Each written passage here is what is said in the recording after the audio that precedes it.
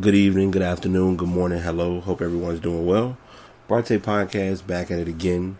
I've literally been on a bit of a hiatus.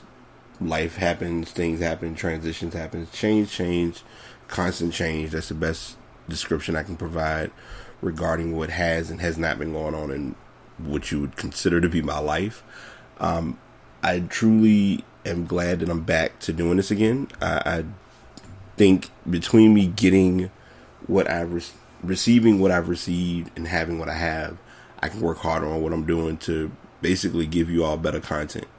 I'm learning from a lot of things that I did good last year, and I'm working on things that I missed out last year. For instance, one feature you're going to finally get is when I'm sitting and telling you all stories about different things that I'm talking about, you'll actually have links that you can read or see as to what is referred in the specific podcast. So between YouTube, between Twitter, between Facebook, it'll be visible and available to go over. Hey, well, where is this story coming from, or what has you going into this topic or this conversation piece? So I am glad that we're where we are with this. It's gonna still kind of have a consistent flow as far as my musical, my gaming, my sports. I can kind of still divvy up between those, and it'll work out just fine. So I just wanted to at least share that with you all before we go right into the stories, to let you all know any listens, any feedback, any conversations that are provided regarding this are helpful. I actually just had, excuse me, I hope y'all heard that. I'm sorry. I literally yesterday did one of what I would define as my one-off podcast, and I can truly say with a straight face that I enjoyed every bit of it, because those are the podcasts that are enjoyed and valued the most because they're done the least, if that makes sense. I try to mainly keep my format the way it is, but I want to make it more creative and more improv, because coming up in April, I got a special project that I'm going to be working on, and some people are going to be very amused and entertained by what's coming. That's literally the best way to describe it. So without further ado, I'm not going to bore y'all with a bunch of brouhaha and randomness in the beginning for the first 2.5 minutes. Let's go into these topics and talk about what I have. If you're looking at the image now on your, if you're looking at it as you're watching this between either Spreaker or iTunes, or if you're looking at it through Facebook, I have quite a few topics to talk about. First topic I'll talk about, it was a coincidence because I did it this way, kind of being petty, but also making a point. I found Westbrook's jersey from last year when he wore the sleeve jersey, and of course the infamous LeBron James jersey, because LeBron last season was very adamant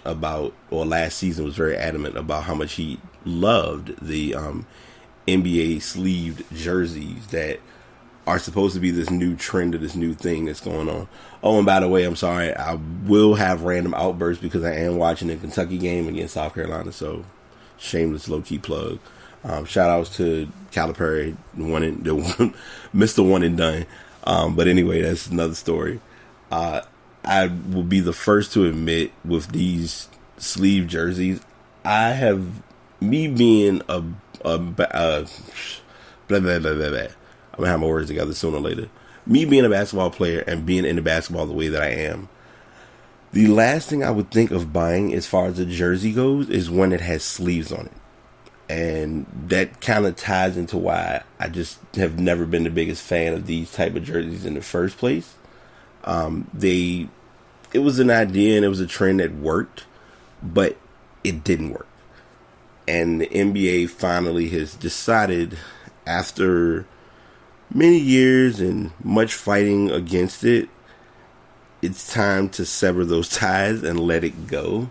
And that's basically what they're doing, which the story was posted on the 17th, that the NBA will be getting rid of the sleeve jerseys, courtesy of Nike. It's not working. They've done different statistics, and I think, so the biggest reason, and I guess, so here's an add-on to it. Nike will be acquiring the rights to do the jerseys now, because initially it's always been, sound effects. It's initially always been the it's been Adidas game. Adidas has been the one who mainly has control of doing. They were kind of like the jersey go-to for the NBA. Well, the NBA, I guess, between collective bargaining, between life, between just change, they're going with Nike for next year. And Nike is going to be getting rid of those sleeve jerseys because it is atrocious and they're a waste of time. And I'm just not understanding why it's taking so long for people to realize that it's a trend that we just need to leave where it is and let it be what it is and move forward. So, that being said, I won't miss them, but I'm glad they're gone. That's really the best thing I can say because every time I think about them, the first thing that comes to mind is when when they show LeBron playing one year and he literally just ripped the sleeve from the jersey, but it was a coincidence because those were the same jerseys they wore when they beat Golden State to get Cleveland their first championship. And it's a big push so far. Looks like they're talking about the All-Star uniforms. I don't have them on this podcast. I will likely talk about them in the next podcast since we are going to be talking about the All-Stars. I would have threw that image in there, but they're not sleeves, so I didn't really bring it up as a topic. So going away from sticking to sports, but also kind of staying consistent with the conversation piece of the NBA and what's going on. The All-Star starters were announced, and based on voting, Zaza Pachulia was the starter. Well, the players came together and thought it out and said, Zaza, that's nice, but no, not making sense. I am glad that they got that portion of it right because they were able to get Anthony Davis got his first start. He's been playing. I think he played as an All-Star in 2014 as a reserve, and I think that's the last All-Star game he's played in. So for him to get a starting position for the first time in a couple of seasons is a big deal. But to round out the Eastern and the Western All-Star picks, for the East, you have DeMar DeRozan, Kyrie Irving, LeBron James, Giannis Antetokounmpo. I really was going to try to say that. Antetokounmpo. I'm lazy. I just call him the Greek Freak because that's just much easier. And Jimmy Butler. And for the West, your starters are going to be Kawhi Leonard, Kevin Durant, Steph Curry, Anthony Davis, and the Beard, James Harden. So, with that being said, and with that being talked about, I'm not sure if you all have not been keeping up with basketball, but it looks like Russell Westbrook did not get the nod for the All-Star game as a starter, which is odd because based on votes, I'm not sure why he didn't get it, but then also the other factor of it is the players truly didn't acknowledge, or whoever has involvement with voting didn't even blink an eye to add Westbrook to the mix. Now another starter snub that was a tough one was Isaiah Thomas because he's been playing out of his mind a little bit this season too, but the biggest one that was talked about, and I need to make sure before I continue that I bring these stats to the table because he's scoring 30.6 points a game, averaging a triple-double through 44 games, which is really not an easy task. That has not been done since the Big O, a.k.a. Oscar Robertson. So it's a very unique coincidence that they are... He ended up not being named a starter. So, of course, as the media does, they wanted to get questions and answers as to how he felt about it. And he stated that, I'm sorry. Well, y'all can't hear that, so it doesn't matter. He mainly stated that it is what it is. That's the nature of the business of the game. I just play. I don't play for all-star bids. I play to win championships, and every night I compete at a high level, and it'll work out. I just continue doing what I'm doing and play the game the right way, and everything else will work out. So long story short, making an all-star game is a big deal. But I mean, he actually got the all-star MVP of the last 2 seasons. A lot of people forgot about that. So I think him not starting, he's more concerned about trying to win a championship, number one.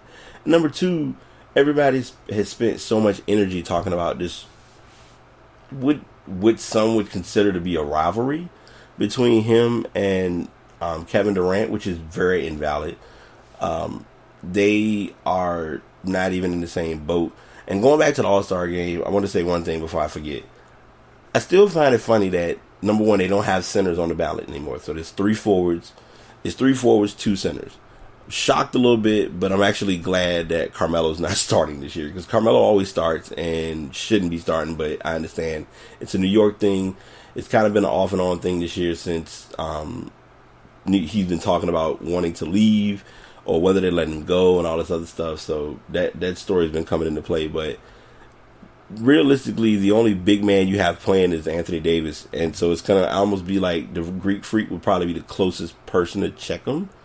But then you're in a tough spot because you got Durant with a long wingspan, Kawhi Leonard that can palm the ball with his eyes closed. So just something to think about. But yeah, going back to Westbrook, I mean, it's a tough call because you ended up guard wise, you had Stephen Curry and James Harden starting. So Steph Curry, I mean, two-time NBA MVP, champion in the last, in the past, like a couple of years ago. Going to the finals last year, having a good chance of going to the finals this year. And James Harden, who's been playing good basketball, Houston has actually been having a good season this year, which, by the way, is very surprising, but still early because I don't get too worked up about regular season, because when the playoffs comes around, you end up, you're back at 0-0. So it's a matter of how you play from that point afterward as to what the outcome is going to be for your team. So I feel bad that Westbrook didn't start, but 9 times out of 10, he should get a spot on the bench. Like, he should be one of the first players that they name when the coaches come together and say, "Hey, who do we think should be on as a reserve for the West?" If Westbrook's name doesn't come up at all, something is wrong. So we'll keep an eye on that. If I can remember correctly, they usually pick the All-Star reserves this coming Thursday, so that'll be probably tying into my podcast either on this coming Friday or over the weekend, because I'm getting these down now to a better science and learning my time frame and how to do them and how to make it all just work. So that is where we are with that. And now the games of the weekend. There's a lot of basketball being on TV. Like I said, I'm watching the Kentucky game. They're up by 13, so I'm kind of watching but not watching. And it's been just kind of a chill game. UCLA lost early as a side note against Arizona, which was a shocker. Michigan State had a good chance of playing Indiana, but it looks like they couldn't close out. And I think Michigan State's going to have a rough season, meaning that Miles Bridges will go to the NBA. And I know this is like not in any of my videos, any of my images, and I haven't hashtagged or talked about anything related to college. But I just wanted to bring that up before I continued with my thoughts regarding this. But the NFL playoffs this weekend. If you haven't heard, they'll be tomorrow. Green Bay is going to be playing Atlanta, and Pittsburgh is going to be playing New England. Now, I want to be very, very transparent in what I'm about to say with both of these games. Both teams have all 4 teams are in tough matchups for unique reasons, and here's why. Green Bay, number one, has to go on the road to Atlanta, coming off of a close matchup with Dallas. And don't worry, I'm not going to do too much Dallas bashing, because I have a lot of Dallas friends who probably either are listening or will listen and give their thoughts as they see fit. So we're not going to let that be what it is. As far as the Green Bay Atlanta game, I think it's going to be a good game. So they projected the scores being 34-31 Atlanta. I'm going to go a little against the grain with this. And even though it's in Atlanta, matter of fact, I'm going to push, because I have to be honest. I feel like Atlanta has a good chance of winning this game. Like, Green Bay is nothing against them, and it's not even like on a personal level. It's just Atlanta has been a hot team. The tough part about this matchup is going to be that both teams are both playing very hot in their gameplay. So it's going to be who has the better run at what point of the game. Because that's what really impacted the Dallas-Green Bay game. As Dallas fans, y'all need to hear this and understand. You all set up the game to where you had a winning formula to cap it off and finishing by kicking the field goal and tying it up and all that type of stuff. But when it came to the portion of finishing the game, Rodgers had too much time in that type of circumstance, and you never know, because it's certain quarterbacks that if you just give them that type of time, they go do what they do. Perfect example is Tom Brady, who's in the second game. You give them the time they need to manage the game, they're gonna dominate and do what they feel. So with this game, like I said, I'm truly thinking that Atlanta's gonna bring it, but don't be fooled, or don't think that Green Bay is gonna be like a lackadaisical in how they play. Wow, like all of a sudden this game's gotten like randomly close for Kentucky and South Carolina, because it's like they've just been turning the ball over. It's one of the biggest Kentucky's biggest problems. So going away from the NFC game, I'm going to talk about the AFC game and talk about the importance of defense. Because it's going to be a very defensive-based game. I'm going to tell you that right first and foremost, to really make it, put things in perspective. Pittsburgh is who I'm going for. Now, I'm going to say it. I know that's just kind of a tangent or a side note of just me literally making all these comments and stories about the game and ready to make it like this big thing. Oh, it's defense. New England has a bunch of John Does. Pittsburgh has a decent amount of John Does who show up to play when it matters. I mean, you got James Harrison, of course, Tom Brady, Big Ben, Le'Veon Bell, Antonio Brown's going to be the biggest X factor in this game. I'm saying it now. You've heard it. If I'm back down on my word, then it is what it is. But if he has a good game, it's going to be a good game. If it's more he's kind of a no-show, it's going to be a tough contest against New England. I am in the anti-New England queue. So this is probably going to be my biased pick, and it has part to do with the Janet Jackson Super Bowl, but it has a lot more to do with I just don't have the biggest wow factor or wow fan factor for New England as a whole. I don't knock them for how they play. I get everybody talking about the whole them with the Spygate, Deflategate, all these gates that they need to just stop closing. But I'm not there with picking New England for this game. Even if they were to win, whoever they play in the Super Bowl, even if it was Green Bay, like I don't have a lot of my friends like Green Bay, and I'm cool with a lot of them. But then there's specific people who like them that I'm just not fond of. So it's kind of like the tide to Green Bay. But the New England scenario is just I'm just not the biggest fan of New England at all, and that's probably me being just an adamant fan. It's not me knocking Tom. Like Tom Brady is a player; he's a great player. Like he's literally a first ballot Hall of Famer with his eyes closed. Like he'll get into the Hall with no problem. Manning's gonna get in the Hall with no problem when it's time for him to go up. So I don't put it on those factors. I just put it solely on just the team and their system and how it's ran. It's just not my scenario, but that's neither here nor there. So a lot of my New England fans, if y'all think I'm hating, no, I just don't like New England. I know that's like super contradicted, but it's truly how I feel. So those are my picks. Like I said, I'm going Steelers and I'm going Atlanta, and it's going to be this. The reason why I'm picking the Steelers is going to be, even picking the Steelers for that game is going to be hard, strictly because it's in New England. So there's certainly no sheer telling as to what could or couldn't happen with with that outcome. So those are, like I said, those are my picks for the playoffs. We'll see how it goes. Next podcast, I'll see if I'll say, hey, I did well, or oh, I did horrible. I don't know what I'm talking about. So that being done, hope y'all got it. Everybody who loved and enjoyed the sports part, thanks for tuning in. If you want to stay around, I got more talked about of that, like getting rid of anybody, but I just wanted to let everybody know that's the sports section we're doing. So there we are. And now For my music junkies, if you want to hang around, I got some music conversation to talk about. So one of my coworkers is a music snob like I am.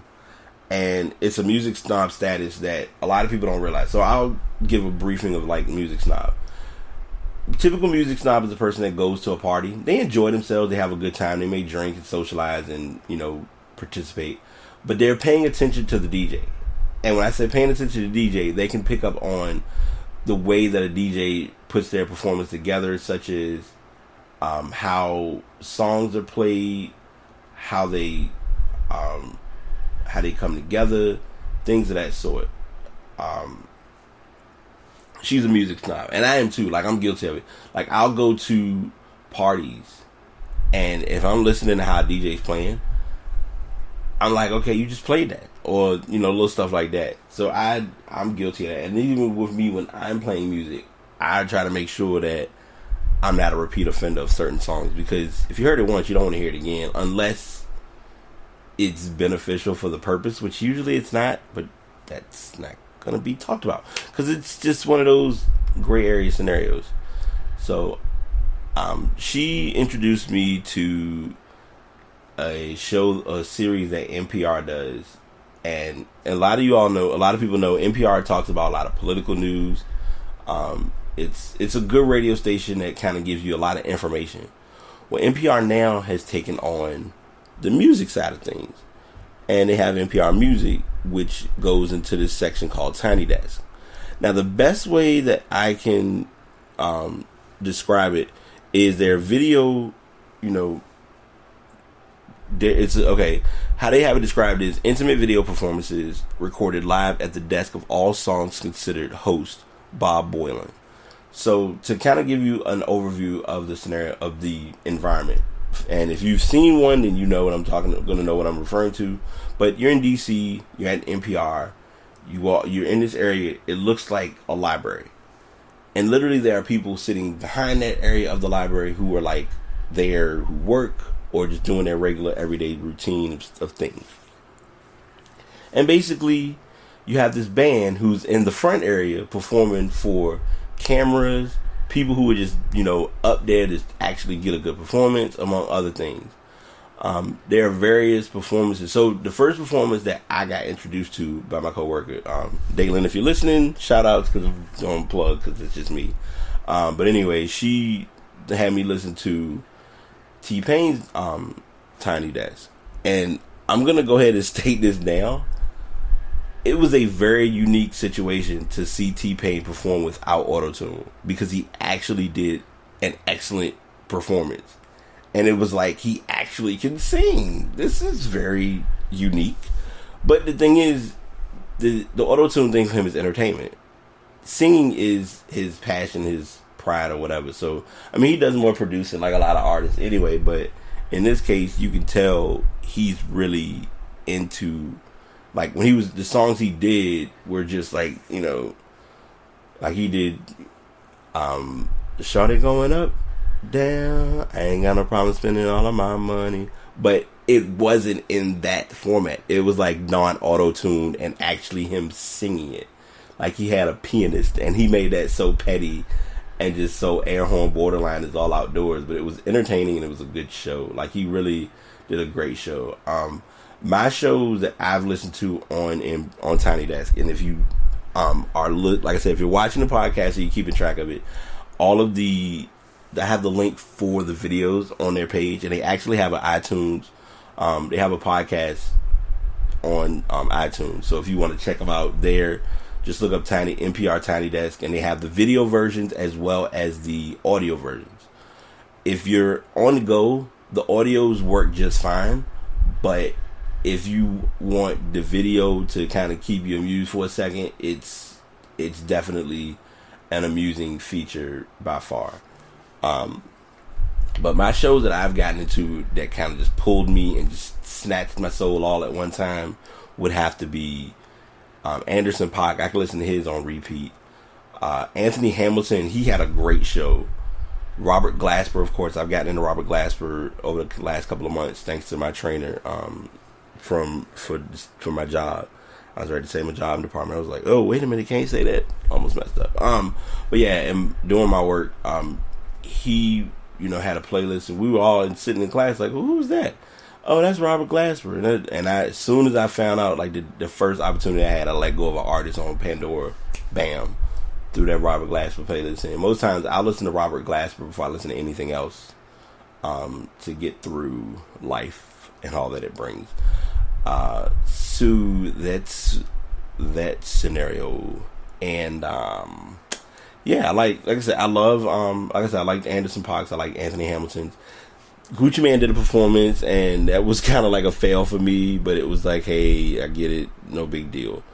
I really didn't take it as much more than an attempt of a performance. The latest one that I listened to that I guess had been out for a while, but it just made it to iTunes, or just made it to the podcast queue, is Lila Downs. It's a Mexican folk based type of music, or like opera, but the way she performed it, like her first song, I'm just sitting there and I was like, I need to know what this means, because it sounds like a beautiful song. It sounded like a beautiful song. It's just knowing the words, but even still, I was able to enjoy it. But she did a pretty good performance from what I was able to listen to. So if you have a musical ear and you value and care about music, I would really recommend listening to Tiny Desk on NPR. Believe it or not, it's a good playlist or a good queue of songs to play to just kind of get through a couple of minutes. It's not really an hour based like a full album, but it's enough where it's like some of them can be 15 to 20 minutes, some of them maybe like 8 or 9 minutes, but it's still a good little play out to have to kill some time. So that's what I want to talk about with that for the music side. So switching gears really, really fast and going into my last topic and going into the biggest announcement. And I guess I was kind of mixing as to how I wanted to talk about this, because initially it was, okay, I'm just going to talk about the topic, tell you the release date, tell you what's coming, and that's it. But I was able to find a pretty good website that had some information that I think would help my techie guys and girls who are looking at buying the Nintendo Switch that is going to be released on March the 3rd. The price point for it right now is $300. They finally were able to give that information. But of course, when you buy a system, the system is not what matters. It's the accessories. Because what happens is you usually end up having to buy stuff that you know you need, such as a controller, an SD card, maybe a connector for USB purposes, things of that sort. I do like side note. I'm sorry. Looking at the screen for it, it looks like it's not bad as far as the pad size, because it looks like the pad size is actually smaller than the Wii U pad, because the Wii U pad looked like, anytime you broke that out somewhere, you like, okay, can that be played by itself, because that's like a lot of screen. But what I was going to talk about, or what I was going to say is, like I said, the release date for it is the 3rd. It's going to be $300. A couple of accessories that you may want to consider if you're looking at buying one is the micro SD card, which is a 64 gig, is $27.49. Certain pieces of software are going to definitely hit you in the pockets. Hit you in the pockets, but also hit you in storage. Prime example of this: the Switch itself is built in with 32 gigs of storage. But as a storage guru and anybody who knows managing to hold information, you literally can eat that storage space up in no time. Owning an Xbox One, I have a 1 terabyte, and my terabyte has been just not even scathed by, like, I literally have probably about enough storage to maybe put one more game, and I'm possibly looking to get that soon, which is Duke Nukem Anniversary Edition. So I'm gonna tell y'all about that hopefully when I get that game. But the storage side, so looking at storage wise, to read kind of over this, the capacity of the storage cards, like as far as the micro SDs, it could be up to a 2 terabyte in size. They have an SD card that is 256 gigs, and that's $150. But I think I got my 128 gig SD card for a lot less. So just an idea, something to think about. But yeah, they're recommending getting a micro SD card to hold more games because you're probably gonna run out of space as soon as you buy the system. So it's one of those, we thought it out, but we didn't think it out. But it's always the factor of storage and time and space and whatever. So you have that as an accessory to look at.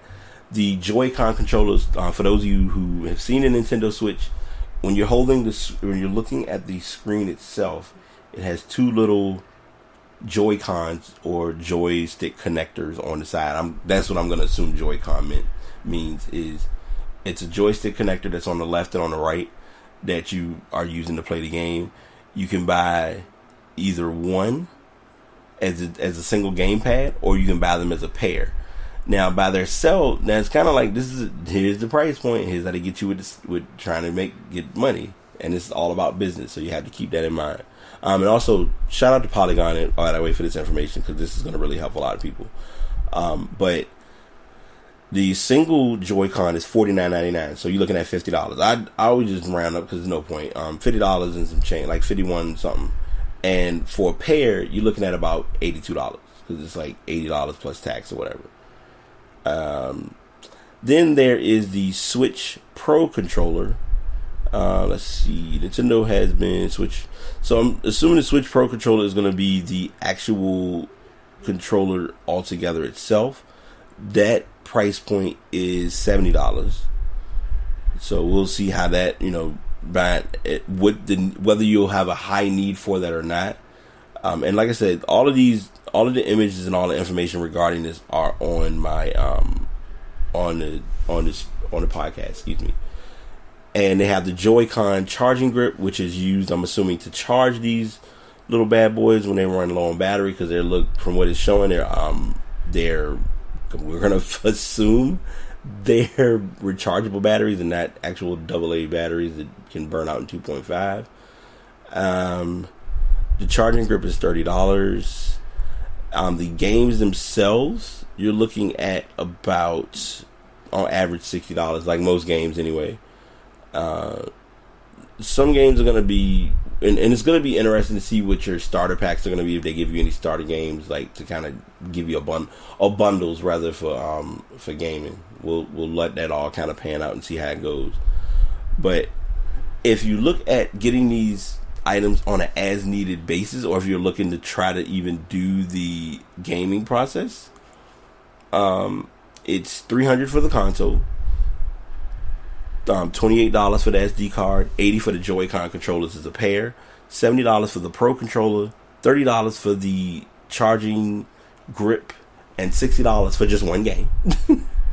You spent or amassed nearly $600. So most people are probably going to be trying to do their best to do some sales to make some type of profit, to get a little bit of money to cover for purchasing those different items. And they don't take into account, when this is brought up too, there is a dock that you can hold that the screen goes into. Getting a second one of those, if you choose to have one, is $80. Or I'm sorry, wait, let me make sure I read that right, because I think I read it wrong. I'm sorry, it's $90. So you may need one of those, you may not. It's kind of going to be literally on an as needed basis. But that's just the Switch. The pad is mainly going to the docking station is mainly used to, if you connect it to that, then that's how it's kind of pushed and presented to the television. So just wanted to at least give you those specs and those details, because that was a little, like I had the initial, like I said, the initial article was just going to talk about prices, but when they showed prices, it was also based on other countries, and I'm like, I don't want to talk euros because I don't speak euro. I speak green, American, US dollar. But looking at these prices, it's going to be projected to be a good system. And like most gamers and most people who buy stuff, no one outright buys everything the first day. They buy everything in sets and in portions and in pieces. So just consider that when you're looking at the console. I